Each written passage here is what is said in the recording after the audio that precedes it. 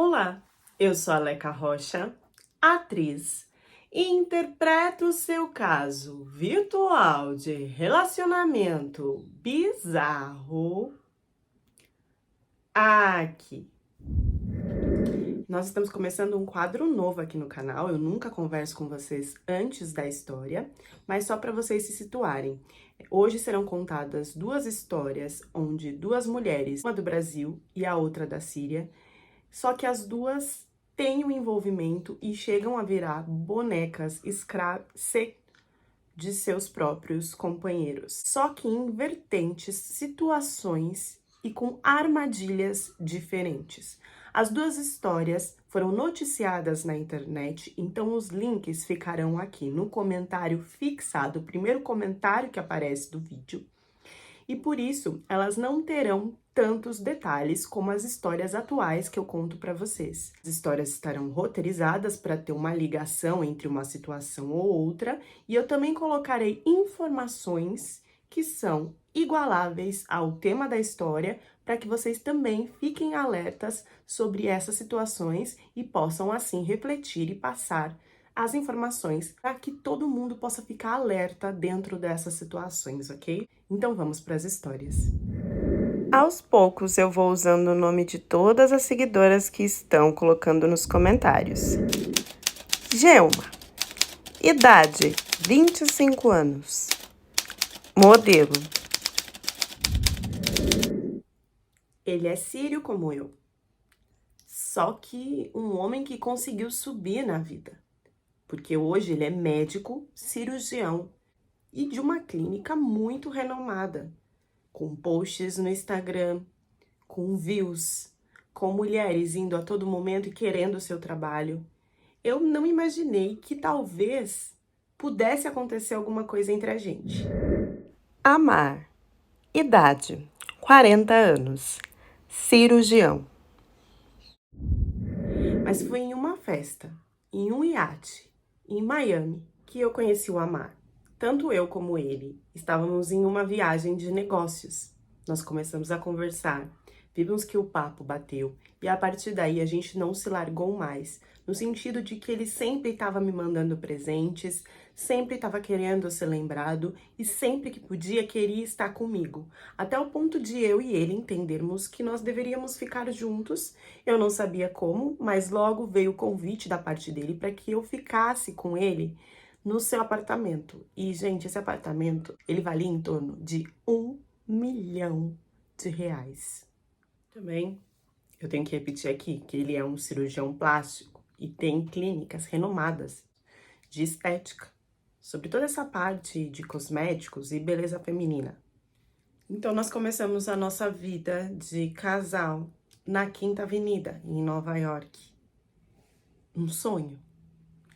Desde que eu não soubesse que ele era um cara viciado. E ele não era viciado só em droga, álcool, não. Ele era viciado também em mulheres.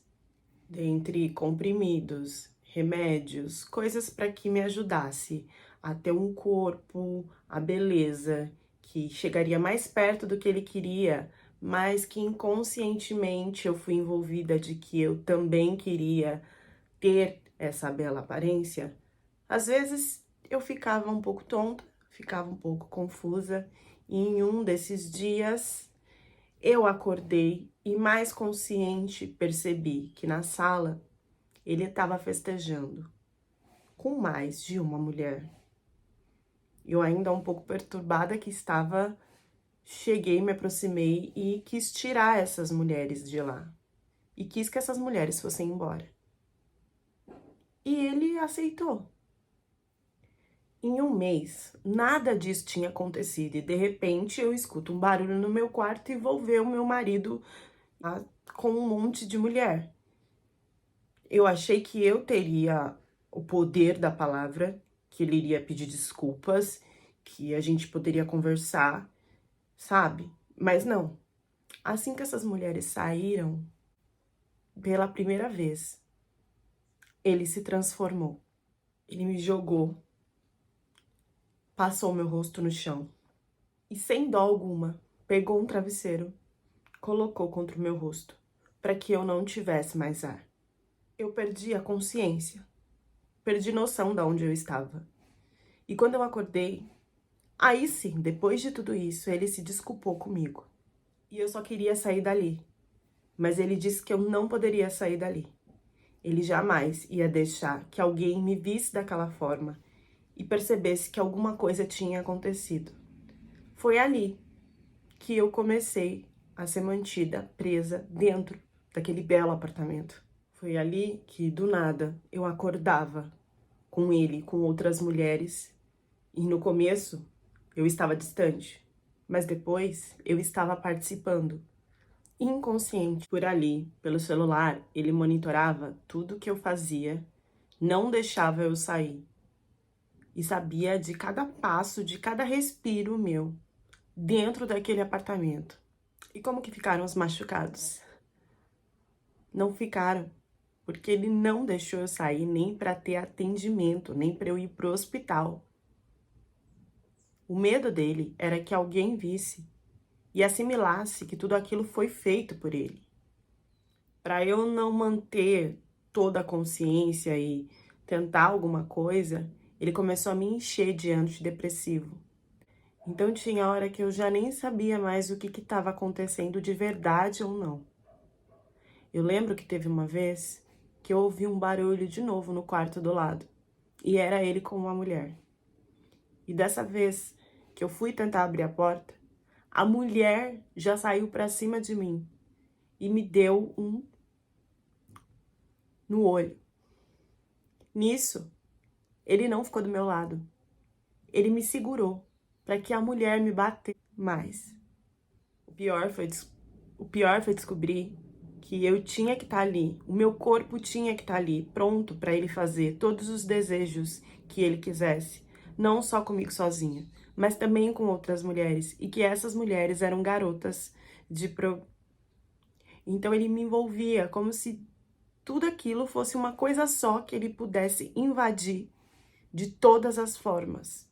Eu não tinha controle mais sobre nada em mim. Vocês acham que isso foi o auge do terror que eu passei, mas não. Existia uma coisa muito mais forte que isso. Eu estava vivendo ali como um cirurgião plástico. E assim como ele sentia que tinha o poder de usar as mulheres da forma que ele queria, ele também queria a perfeição física em mim. Eu, loira, modelo, com um corpo natural perfeito, não era o bastante para ele. Ele queria uma boneca, sem nada milimetricamente errado. Uma pele perfeita, músculos definidos, tamanho certo, nenhuma mancha. Ele queria que eu atingisse um corpo perfeito. E tanto queria isso de uma forma descontrolada que um dia ele me sentou e, com todo o conhecimento que ele tinha, ele começou a injetar hormônios em várias partes do meu corpo. A cada peça que ele retirava era um furo para se colocar hormônio de crescimento no meu corpo. Ele escolheu todos os lugares e eu acabei ficando sem peça nenhuma, com vários buracos. E o hormônio se desenvolvendo dentro de mim. Mas para que isso tivesse um bom resultado, para que isso chegasse no máximo que ele desejava, ele ainda me colocou para fora de casa, no frio, sem roupa. Ele não me colocou, ele me empurrou, porque tudo isso foi feito aos gritos, à força, e eu fiquei ali fora, até ele achar que o resultado, o tempo do resultado teria sido alcançado, para que eu atingisse aquilo que ele, como cirurgião e homem, tinha entendimento de que ia conseguir. Eu praticamente virei um boneco Frankenstein na mão dele, aonde ele fazia experiências e que ele entendia que o resultado era sempre o melhor e que eu estaria mais bonita, porque, óbvio, era um feito dele. Eu não sabia, mas ele já tinha denúncia da ex-esposa de que ele teria ela na lua de mel. Logo depois do sim, ele já estava colocando o poder dele, que ele achava que tinha para fora. Hoje, ela me ajuda com os depoimentos, porque sim, eu consegui sair dessa. Só que antes, em um deslize dele, porque essas pessoas elas costumam achar que nada vai vencer eles, que eles nunca serão descobertos. E aí, num deslize que ele avançou muito mais nessa busca da perfeição, em um dos que eu levei no olho direito, o meu olho simplesmente ficou destruído. Não tinha como voltar ao normal. Só que na cabeça dele, ele sempre poderia me reconstruir. Então ele sempre me invadia fisicamente e depois ele queria praticamente me costurar, reconstruir a minha beleza que ainda ia ficar melhor. Então, apesar dos remédios que ele me dava para que eu me mantesse, né, não quisesse fugir, me mantesse ali obediente, teve uma hora que não tinha jeito. O meu olho, a órbita do meu olho, o globo do meu olho estava praticamente quebrado. Ele tinha que fazer alguma coisa. Não seria me levar para o hospital, mas sim me remendar. Já que ele era médico, então ele poderia cuidar disso. Foi o momento que ele me levou para fora de casa pela primeira vez. Me levou para a clínica dele. E lá na clínica dele, ele faria os procedimentos que ele achava que eram necessários para que me reconstruísse, para que me remendasse, sem que precisasse da ajuda de ninguém. Afinal, ele era médico. Eu já quase não conseguia ver o formato do meu olho. Eu já não tinha mais unhas, somente líquido vermelho entre elas, entre os dedos.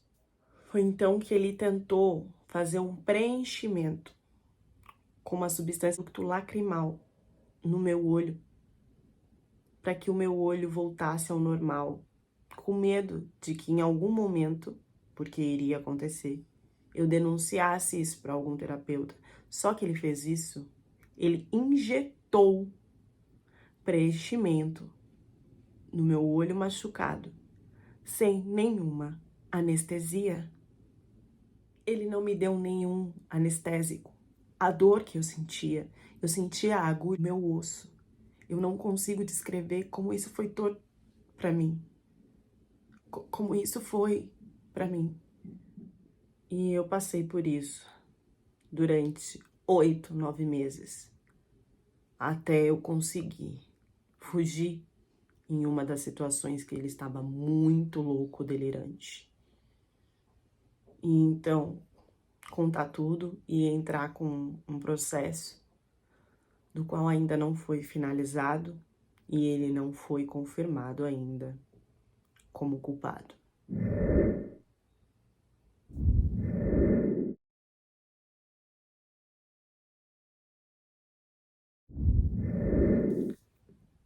Esse relato foi roteirizado de acordo com um depoimento da modelo. Eu vou deixar o link aqui no comentário fixado, no primeiro comentário, para quem quiser continuar acompanhando a história, que ainda não teve uma finalização. De acordo com Amar, ele nega tudo que foi falado aqui. Próxima história. Casei com um árabe que me aliciou para o grupo do estado. Isso. Nica, idade 20 anos, jornalista.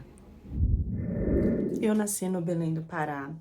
Eu sempre fui muito ligada aos meus pais. Me formei em jornalismo. Comecei a correr atrás das minhas coisas, mas também tinha um encanto muito grande pelo islamismo. Eu resolvi estudar árabe e não por conta não, eu fiz faculdade e comecei a visitar mesquitas perto da minha casa, onde o meu professor de árabe também era imã dessa mesquita, e lá as mulheres se encontravam, tínhamos conversas sobre como que era tudo, até eu resolver me reverter ao Islã, e a minha família acompanhava isso também de uma forma tranquila. Só que me deu uma coisa de querer conversar mais sobre tudo isso com outras pessoas de vários lugares do mundo. Síria, Turquia, Egito. E foi assim que eu conheci o Abu. O Abu parecia ser um homem muito centrado, sabia que era objetivo sobre as falácias do islamismo, sobre como se deveríamos portar, sobre o porquê de tudo, e um homem aonde não saía de todos os direcionamentos que eram falados, que eram ditos, né, por Alá. Eu fiquei muito encantada de como ele poderia ter tanta responsabilidade, como ele poderia ter tanto foco em seguir tudo daquele jeito, sem focar nas coisas mundanas, né? Sem se desequilibrar. Eu comecei a conversar com ele e quando eu vi, eu estava vivendo só para conversar com ele. Eu já não saía mais do meu quarto. Não importava mais nem luz, porque o que importava era a luz da tela do computador onde eu pudesse enxergar aquele homem em chamadas de vídeo, onde eu pudesse escutar sobre os seus aprendizados e onde ele me explicava como que a gente deveria transformar as pessoas do mundo, explicando mais sobre o Islã. Porque quando o grupo, quando a organização que ele participava combatesse todo o mal do mundo, batalhasse para isso, lutasse para isso, tanto os homens como as mulheres viveriam numa liberdade desejada por todos nós e que no momento que a Terra vinha andando, a gente não conseguiria. De dias que eu ficava trancada no quarto no escuro, eu comecei a passar noites. Já comecei a ficar fraca a ponto de não me alimentar. A palavra dele me alimentava. Mas como que eu poderia estar em um outro mundo e tão distante? Isso começou a me irritar, porque a vontade de estar com ele, de viver aquelas palavras, de ir para frente dentro de tudo que eu tinha aprendido de Alá, viver aquilo na pele, na minha verdade, era muito importante. E aquele mundinho que eu tava ali dentro do meu quarto com a minha família, no Pará, não tinha nada a ver. Eu tinha que ir até ele. Só que ninguém mais iria entender isso, porque eram tempos e tempos de conversa e de estudo, até as pessoas assimilarem qual era o nosso verdadeiro objetivo na Terra. Foi então que ele me propôs que eu casasse com ele. Só que ele jamais viria até o Brasil. Eu teria que ir até ele, e a minha família jamais aceitaria isso. Foi então que eu resolvi fugir. Ele me mostrou as várias formas que eu poderia fazer isso. Entre uma delas era de pegar um avião no Belém, ir para Belo Horizonte, depois São Paulo, depois Turquia ou Marrocos. Na Turquia tinha uma fronteira que já se conectava com a Síria, que tinha um caminho e uma trilha que muitos grupos islâmicos passavam por ali. Muitos grupos do Estado passavam por ali para iniciar toda a movimentação. No Marrocos e em vários outros lugares. Eu escolhi um desses caminhos, me virei com a passagem e fui, antes eu me despedi da minha irmã, tranquilamente. E só apareci no outro dia, já no meu destino final. Isso aconteceu no dia 4 de abril de 2016. Eu estava pronta para casar daquele homem e viver dentro da religião que eu tinha escolhida para mim. Eu cheguei em Idlib, na Síria, do lugar onde tem grandes concentrações de grupos do Estado. E lá era tudo bege, cinza, crianças vendendo coisas na rua. Quando eu me encontrei com ele, porque ele não foi me buscar, foram outro grupo de pessoas que foram me buscar. Quando eu me encontrei com ele, assim que eu entrei na casa, entre quatro paredes, que eu já olhei para ele, atrás já se aproximaram mais 3 mulheres que eu não sabia da existência. As 3 eram esposas dele. E ali, eu nem pensei em respirar. Ele já foi puxando meu cabelo e me arrastando para que eu me tornasse o que uma mulher se torna dentro desses grupos. Um pedaço de carne reprodutora. E aí, ele me spam, misto, fez todo o terror que ele queria fazer comigo. Me colocou como uma das que trariam vários filhos para que esse grupo crescesse e nunca mais acabasse. Ele mentiu, mas também não tinha mais como eu fugir.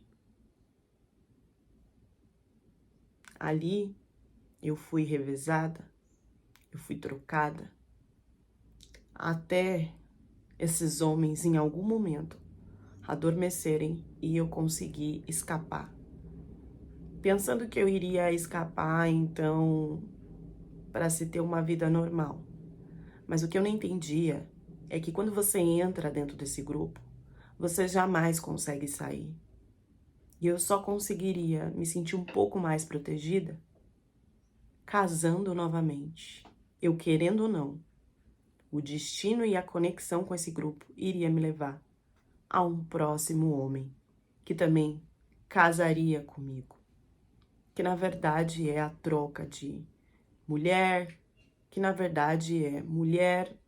As mulheres elas vão passando, né, de homem para homem ou ficando com seus maridos no único objetivo de trazer os filhos que continuarão o legado deles.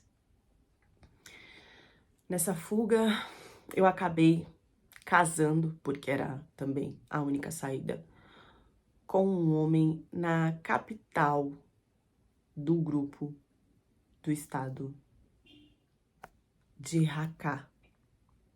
Em 2017, eu engravidei. E só aí eu consegui falar com a minha família e avisar de que eu teria um bebê. A minha irmã, também do outro lado, tava para ter um neném. Em todas essas situações, tudo que acontecia comigo, nada eu era cuidada. Eu lembro de uma vez que o telhado da casa caiu por causa de bomba e eu acabei tendo ferimentos que eu não pude ir para o hospital. E eles mesmos davam pontos, né? E eu tive que levar esses pontos sem anestesia, sem nenhum tipo de remédio. Tudo era feito na pele, com dor. Depois do nascimento do meu filho, tudo piorou, porque eu tinha que cuidar dele nas piores condições. E era jogada de campo em campo.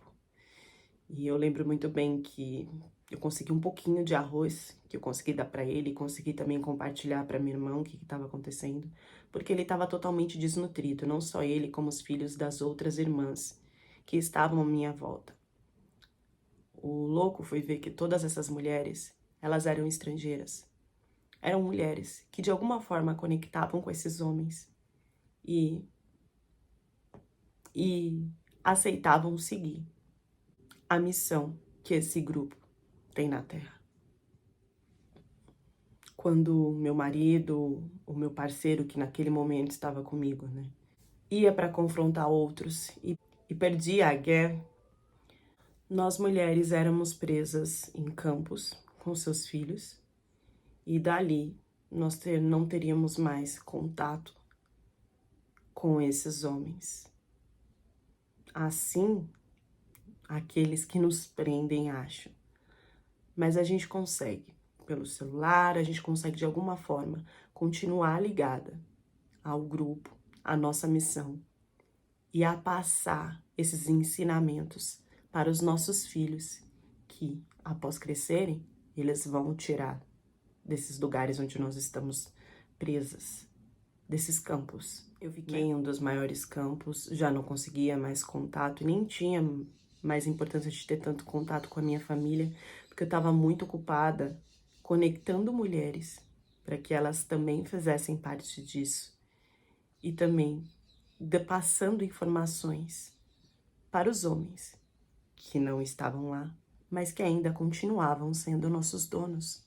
Dentro desses campos tinham francesas, tinham mulheres de tudo quanto era lugar. Naquele momento eu era a única brasileira ali.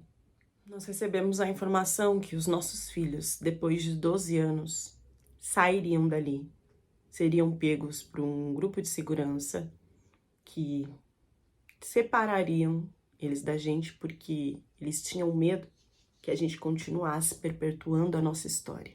Ensinássemos os nossos filhos a ser como os nossos maridos. Dentro do próprio campo, os nossos filhos treinavam, se juntavam com outras filhos se juntavam com filhas e tinham mais filhos. A gente não podia deixar que isso parasse, que o nosso legado terminasse. Então, por isso, esses meninos seriam retirados e eu jamais iria deixar alguém separar o meu filho de mim. Então, eu me conectei sim com outras mulheres que iriam fugir. Peguei o meu filho e fui. Nós fomos presas no caminho. E aí fomos sim para um lugar pior. E aí eu perdi de vez a conexão, pouca conexão que eu tinha com a minha família. Eu fiquei sabendo que um repórter, através da minha mãe, que estava tentando me tirar dessa situação, ia até esse campo para fazer uma entrevista comigo. Mas quando ele chegou nesse campo, eu já tinha saído, eu já tinha tentado fugir e eu já estava presa num lugar pior. Antes disso, a minha família tentou me tirar dessa parte da guerra, porque eu avisei que eu tinha fugido, porque o meu primeiro marido mentiu e não era o que ele tinha falado. Então que eu estava indo nas redondezas da Síria, onde tinha guerra e não tinha como fugir, e eu estava presa nessa situação. E com isso, os meus pais se comunicaram e para me tirar de tudo isso, eles teriam que pagar mais ou menos 78 mil reais para um cara que me atravessaria e me tiraria dessa situação. Os meus pais começaram desesperadamente a vender as coisas em casa, mas não deu tempo. Eu fui presa antes. O objetivo era que eles não retirassem o meu filho de mim. E quando eu me vi, eu já estava em uma solitária que era um banheiro. Não se tinha alimentação, não se tinha limpeza. Era tudo sujo, tudo precário. E óbvio que com isso eu fui ficando cada vez mais fraca e precisando de ajuda, mas eles não me davam nenhum tipo de cuidado médico. Os curdos não aceitavam que eu fosse cuidada, que eu tivesse que sair de lá. E a partir daí o meu nome foi sumindo para minha mãe, para minha família, porque eu já estava envolvida em coisas que ninguém, que o sistema ali não queria que ninguém soubesse. Eu entrei em um buraco de terror, para espalhar e defender com a minha vida esse grupo que nem eu mais consegui sair. Foi tentado pela família um processo de repatriação em 2020, mas o processo foi extinto. Tudo que eu falei aqui foi roteirizado por notícias que eu vi na internet. Eu vou deixar aqui no comentário fixado também o link. Eu não sei qual é a verdade dela e nem sei e nem se tem provas disso, mas de acordo com o que o repórter conseguiu pesquisar quando foi lá atrás dela, foi colocado pelos homens que cuidam desse campo, né, onde as mulheres de grupos do Estado ficam depois que eles são presos, é de que ela era uma mulher muito articulada em passar informações do que estava acontecendo lá dentro para os homens do Estado. Então, ela não se sabe aonde ela virou a favor desse grupo, se ela já foi a favor desse grupo, ou se por tudo que esses caras fazem, ela não tinha saída. A última notícia da família é que ela estava nessa prisão aonde nem medicamentos eles deixavam entrar mais para ela e que quem mandou a mensagem estava com medo de que ela desaparecesse de vez, talvez por alguma coisa que o grupo lá sabia, que ela sabia e que ninguém mais poderia saber.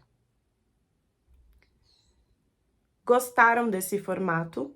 São histórias que não se tem muitos detalhes, mas que eu acho que tem informações importantes para serem espalhadas, para serem repassadas. Então, contem nos comentários se vocês gostaram desse novo formato. Se vocês gostarem, eu continuo. Não vou parar com as outras histórias, é só porque eu não tive tempo de roteirizar, porque são muitos detalhes. Essas já estão mais escritas na internet, então é muito mais fácil de roteirizar. Mas, próximo vídeo, volta às histórias das depoentes normal. E o importante é vocês perceberem que, seja uma mulher, uma brasileira ou uma mulher da Síria, as duas, né, caíram na mesma situação, e sempre situação onde homens estão controlando o nosso corpo, seja com cirurgia, seja para ter filho, seja como for. Vocês perceberam isso? As mulheres vão em busca de um amor e os homens a controlam por esse amor.